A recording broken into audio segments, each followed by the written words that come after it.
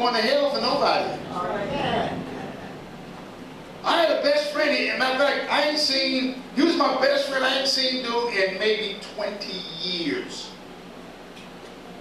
We had the money and we had the plan, and I was not living for God at that time. We were going to open up ourselves a liquor store and a limousine, because he had already had the first limo. I had the money, we was going to do the liquor store thing.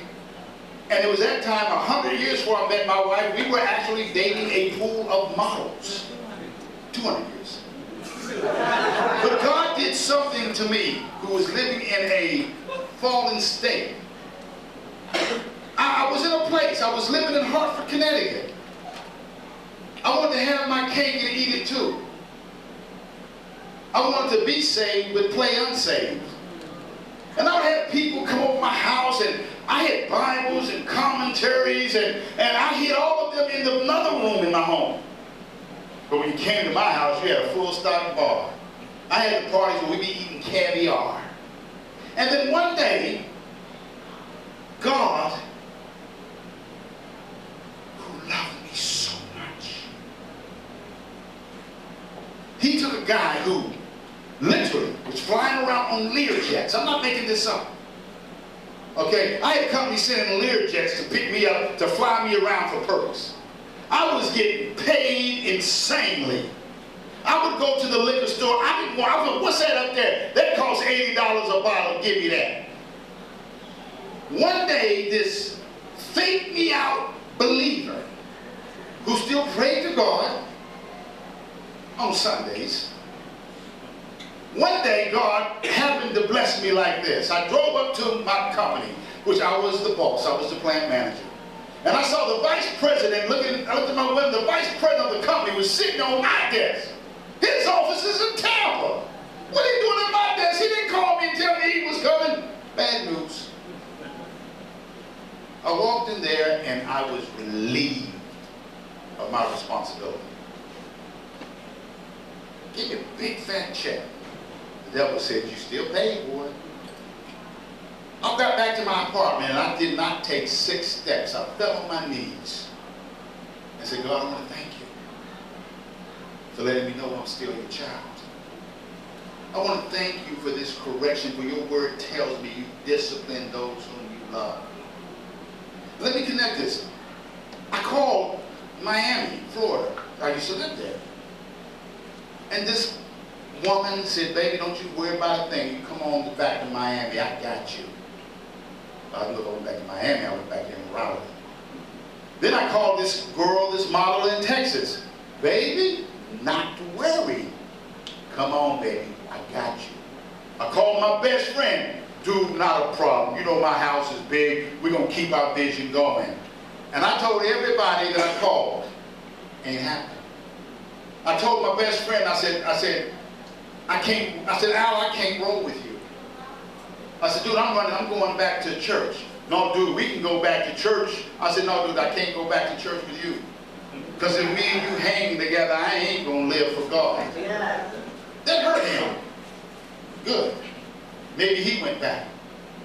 And I called my sister Edith, y'all's Aunt Edith. And she said, baby, what you doing? I said, I'm coming to Ohio. What you going to do when you get to Ohio, baby? I said, I'm going to church. And then what? I said, I don't know. I'm just going to get up under the word and see what God does. God loved me enough to take my job from me.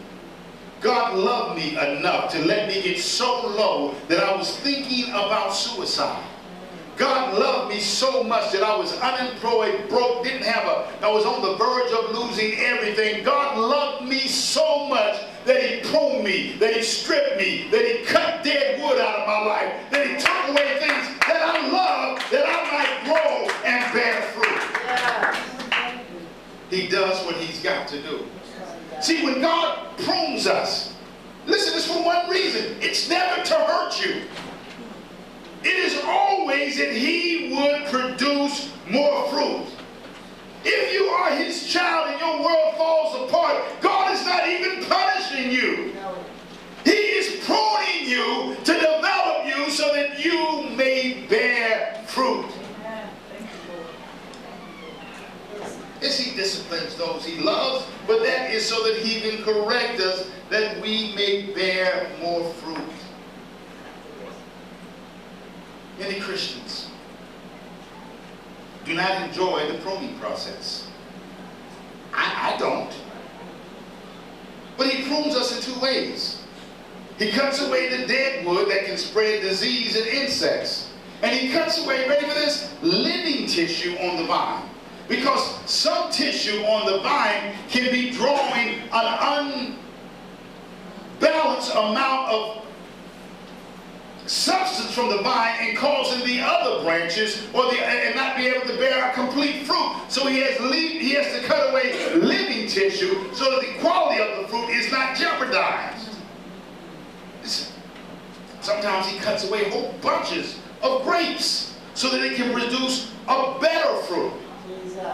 What are you saying here? God is not only interested in quantity, but he's interested in the quality of our fruit. We don't enjoy the pruning process. Those things hurt. But let me share something with you, believer. In this life, the greatest judgment against you that God can do is for him to leave you alone and let you do your own thing. Yes, Lord. I don't know of a child that tells the parent how to raise them. And if your kids do, you better quit listening to them.